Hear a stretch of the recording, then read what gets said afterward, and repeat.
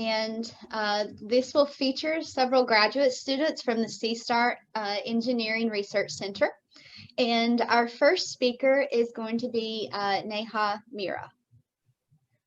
Hi, everyone. Thank you for the opportunity. So I should be able to share my screen, I believe. Yes. Yeah.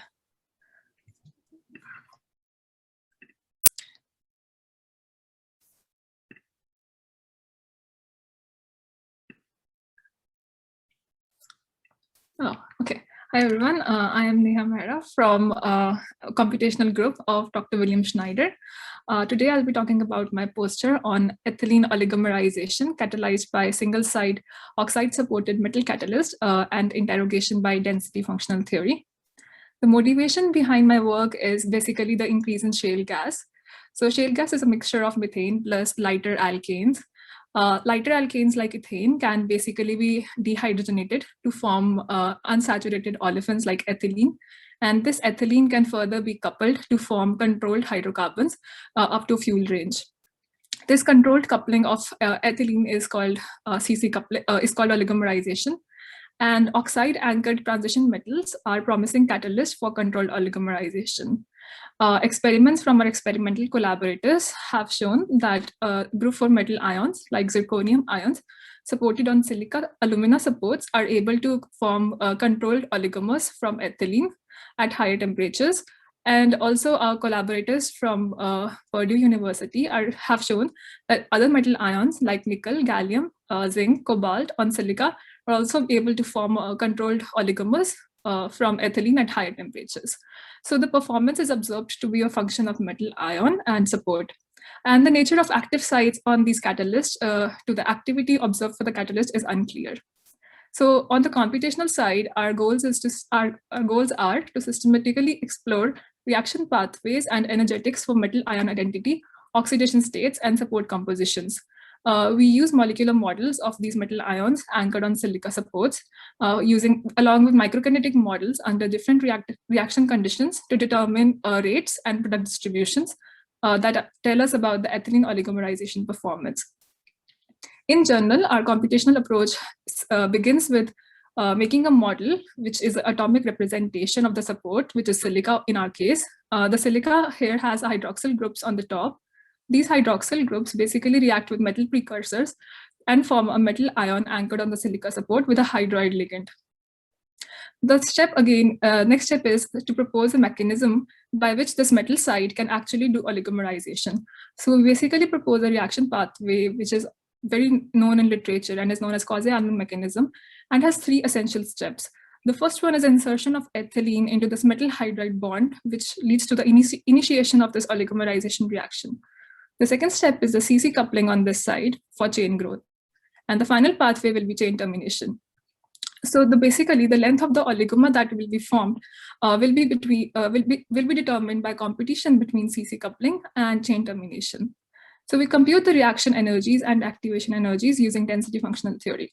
And then to compare the oligomerization performance, we use degree of polymerization, which is basically average of ethylene units coupled by a given site, or we can say average chain length, and the rates under different reaction conditions.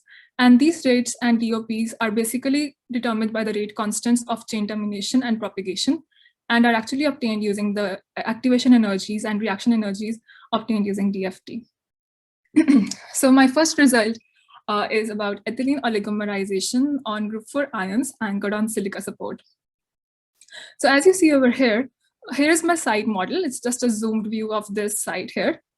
So the group 4 metal ions basically have one hydride ligand on top and form 3 oxide bonds with the support. The reaction energies that we calculate for the entire mechanism are shown over here. So basically the mountain type things are activation energies, and the gaps between the horizontal lines is basically the reaction energy for each reaction step. To make sense of these reaction energies for titanium, zirconium, and hafnium, we actually use DOPs and rates. So as you see from this graph, titanium, which is the black line, has a higher CC coupling barrier as compared to zirconium. So what does that mean for the overall oligomerization performance? Well, we see that the overall oligomerization performance, which is the DOP, the average chain length for zirconium is highest, and it has a lowest CC coupling barrier. while for titanium and zirconium, the contents are, the average chain length is relatively lower at 473 Kelvin. Also, the rates for zirconium are very high as compared to hafnium and titanium. That shows us that group 4 metal ions influences the average chain length and the rates in a non-periodic fashion, with zirconium being the most active one. So since the zirconium is actually coupling 160 C2H4 units, but our target is to make C16 olefins up to fuel-rich hydrocarbons, how can we try to think about reducing this chain length? So for that, we can actually change the support composition. We can use another oxide support, which is a silica alumina support.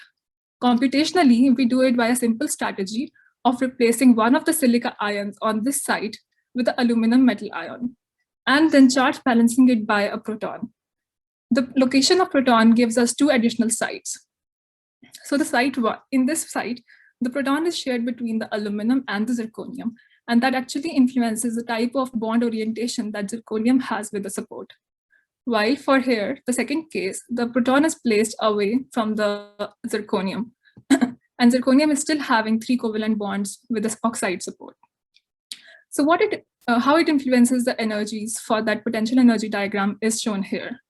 As we see for the blue site, where the proton is farthest away from zirconium, the CC coupling barrier has slightly increased as compared to the yellow line, which is for zirconium on pure silica support.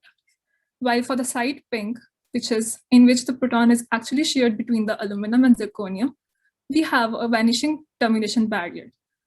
So basically a higher CC coupling barrier and a lower termination barrier.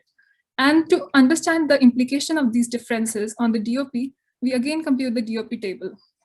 From the DOP table, we observe that the chain length has significantly decreased for zirconium on aluminum sites as compared to zirconium on pure silica sites. So that shows by changing the support composition, we can actually reduce or have a more controlled oligomerization. We also compare the rates, and we found that the rates were comparable for all the 3 sites. Now we've changed our focus to 2+ metal ions on the silica support. So the 2+ metal ion also has some protons so as to balance the charge. The metal ion therefore has only a single covalent bond with the support, 1 hydride bond, and there are 2 dative bonds with the support. The first step would be to compute the reaction energies and activation energies, and this potential energy diagram again shows that for zinc, nickel, and cobalt. As we see, the reaction energies are very different for zinc, nickel, and cobalt, basically because of the differences in their d electronic configurations and spin states. This is also reflected in the rate plots. So we see that cobalt is very highly active as compared to nickel and zinc, and the differences between the rates are much higher than the same group metals, which were group M4 here. However, because of these additional protons, there are another pathways also start competing with CC coupling, such as proton transfer pathways. So what happens in proton transfer pathway is that there is an alkyl chain, and because of an additional proton from the nearby oxygen, it is able to terminate like a saturated alkane and will not form an oligomer or will not participate in chain growth. So basically, to understand the impact of this competing pathway, we have to first determine the activation and reaction energies for the 2 competing pathways. And as you see for the shaded lines, which is CC coupling pathway, the barriers for ethane formation are higher for both nickel and cobalt. However, the barrier for nickel is even higher as compared to that for cobalt. And when we look at the DOPs, the fractional composition of olefinic to paraffins here is basically higher for cobalt because of the lower termination barrier for the ethane pathway. And for nickel, we see most of the olefins formed are actually saturated because of the higher activation barrier for the ethane formation pathway. We also did this for zinc. The zinc actually already forms very less number of longer chains, and it was already forming a lot more paraffinic compositions. So basically, it would be saturating ethylene into ethane rather than forming oligomers. So this was a difference that we observed from the experiments, where zinc was actually also able to form C4 saturated, unsaturated olefins. So to understand the various implications, we actually have 2 assumptions right now. Either we need to change our site model or we need to investigate other mechanisms for zinc. Overall, the conclusion so far from my work is that DFT predictions the DFT predictions and experimental observations qualitatively match. And why I say so, it is because zirconium supported on silica alumina was able to make shorter polymer chains as compared to zirconium on silica. And this has also been validated from our experimental observations. For other metal ions, we also need to investigate other mechanisms and support compositions using the DFT approach. With that, I would like to say thank you and open the room for questions. All right, thank you very much, Neha. Are there questions from the audience?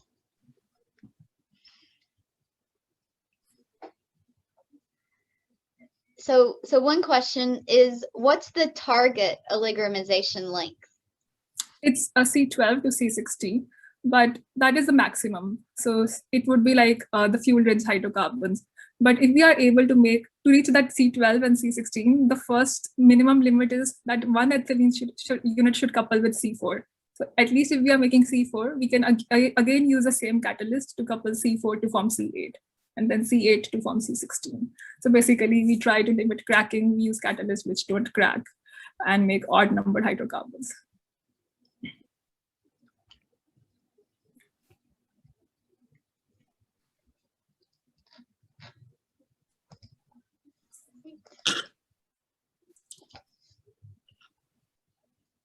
So should I stop sharing?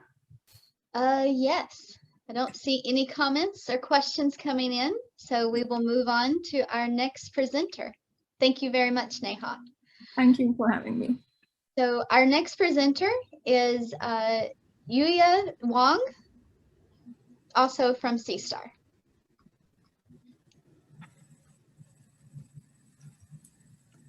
Yep, I'll share my screen. Thank you for the introduction.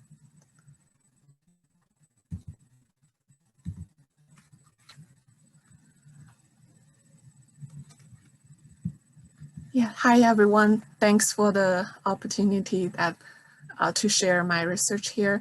So my project topic is first principle analysis of dicopper species in copper SSA13 zeolite. So let me tell you more about this specific zeolite material that we are interested in. So zeolites are a type of aluminosilicate material. It has rings, channels, and cages that can allow lots of reactions happen. And this specific copper SSA13 material has been used as a commercial catalyst for example, NOx reduction. And in this reaction mechanism, dicopper species have been proposed as a very important reaction intermediates here.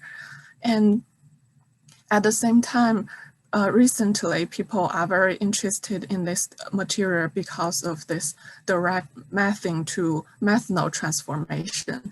So here, the dicopper species that can form in this zeolite are proposed as active sites for partial methane oxidation to methanol. And these dicopper species have been observed in experiment via different spectroscopy techniques. But however, the process chemistry of the oxygen activation on these dicopper species is not clear, and also the sensitivity of copper dimer speciation on these in this zeolite framework is unclear either. So from the computational point of view, I want to answer 3 questions through this study. The first one is, where will these copper dimers form in the zeolite? The second one is, how would the dicopper species evolve during reaction conditions? And also the third one is to see if we can use some numerical simulation to predict the quantity of these copper dimers and then compare with experimental results.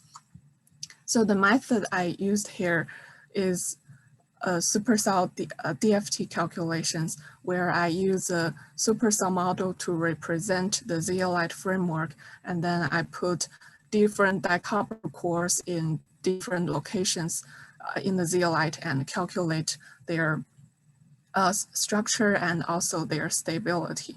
So for example, in this 8-member ring aluminum site, I call it 8-member forced near stable aluminum site. I put different dicopper cores in it and optimize the structures and get their relative energies. So Z here, I use Z to represent an aluminum site in this framework. So you can see we have different structures, and I use a common energy reference for all these dimers I calculate and then put them in the same energy diagram to compare.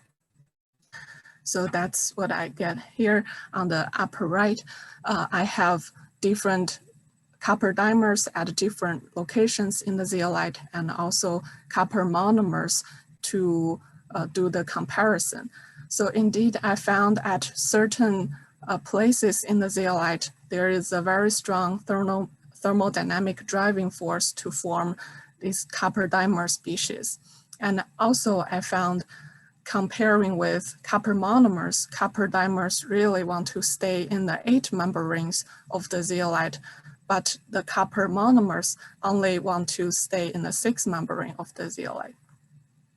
So then we move on to do some thermodynamic analysis to calculate the free energies of the species and to see which species are the most relevant species under reaction conditions. So we made these thermodynamic phase diagrams to show the most stable species under the conditions that we care about. So in this 6-member ring pair example, I see that copper monomers are always the most stable species under these conditions.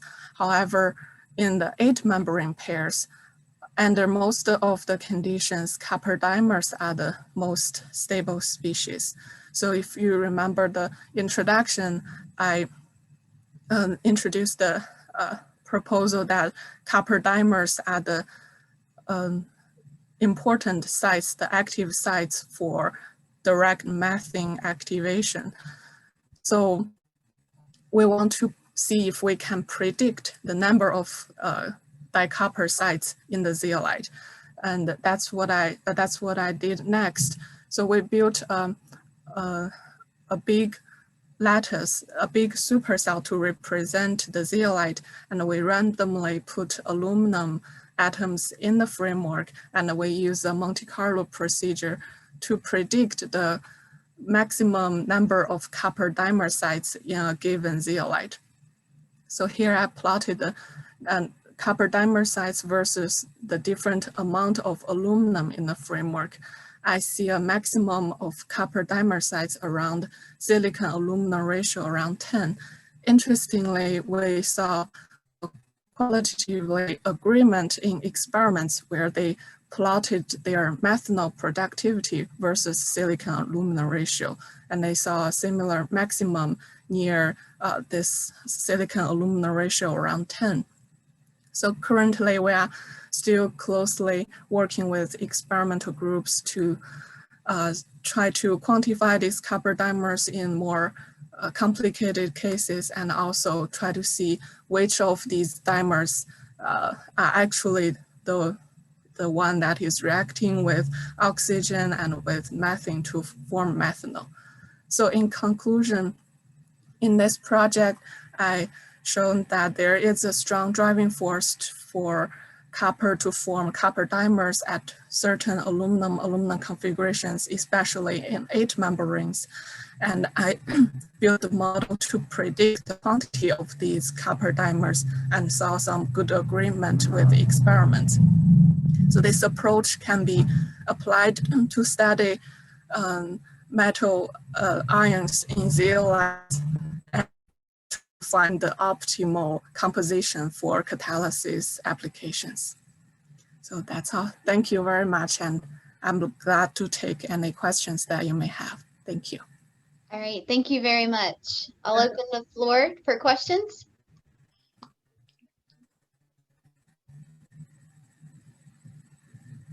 Yujia, I have a question. So, what is the temperature when you did these Monte Carlo simulations?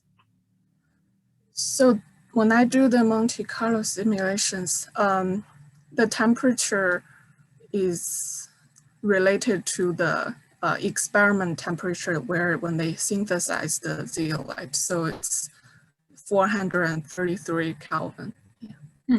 Okay, thank you. Sure. And is there a possibility of testing other metal ions other than copper?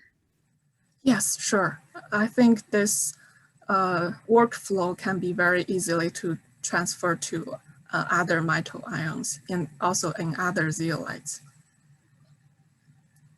Thank you. Great job. Thank you. And a follow-up question is, so for your catalyst, how long can it be reused? So do you have to constantly replenish the copper ions within the zeolite, or once they're there, do they continually become the active sites for your methane? Right. So for the two applications I introduced here, the first one is pretty, for the NOx reduction, it's pretty well developed. So I think the stability is pretty good and you don't have to regenerate the catalyst very often. But for the methane oxidation one, I think the current research is also, it's like the experiment involves 3 stages. So one stage is to activate catalyst. Then the second stage, at a set of different conditions, you introduce methane to the system. And then at the third stage, you introduce water into the system to extract methanol. So right now it is not a continuous catalytic reaction yet, right? All right. Are there any other questions from the audience?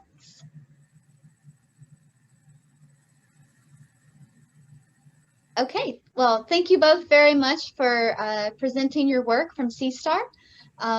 We will now take a 20-minute break and we'll meet back at 4 o'clock for our panel discussion.